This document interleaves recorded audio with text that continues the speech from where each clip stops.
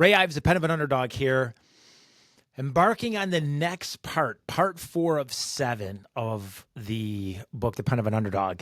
The name of this part is Authoring the Script for Future Thinking. Authoring the Script for Future Thinking. And what that means, basically, right around the end of the summer of 2010, right, I was looking at my professional performance, and I just started reading leadership materials and just kind of finding a way to synthesize that information. I looked at it in 2 parts. I had access to a professional setting. I had access to my own personal assessment of how I was doing in that professional setting. And then I had the information of leadership theory and principles. And so I wanted to take these principles and make it work for me and sort of let that be the catalyst for, my goals.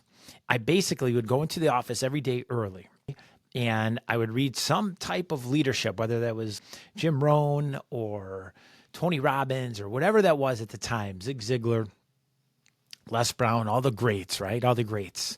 And even outside of that, I started reading, some psychology magazines, Psychology Today, Popular Science, just a bunch of things to really start making my mind work differently, because I was on the path of continuous improvement, and I knew I accelerated to a certain point, and I knew I was doing really good. I know I had a positive attitude.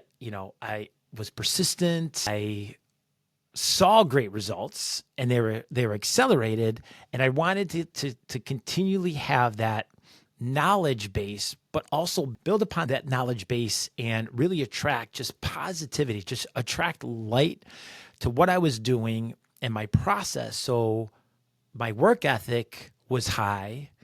My deliverables were on time, of the highest quality. People that I worked for were impressed with what I was providing. I was adding value. So this next part is essentially a summary of that. Going in early, reading the materials, and then really recording it, and then going back and using it as a reference point.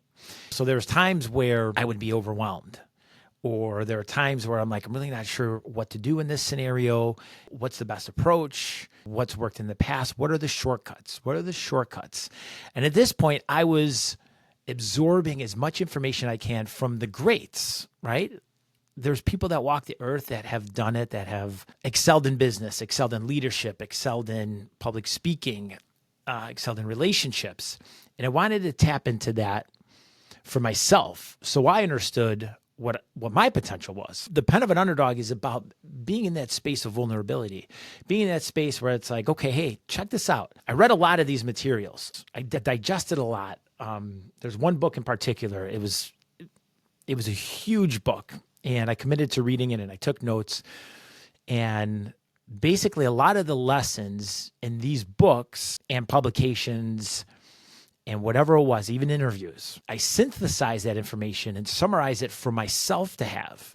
And I want to share it and why.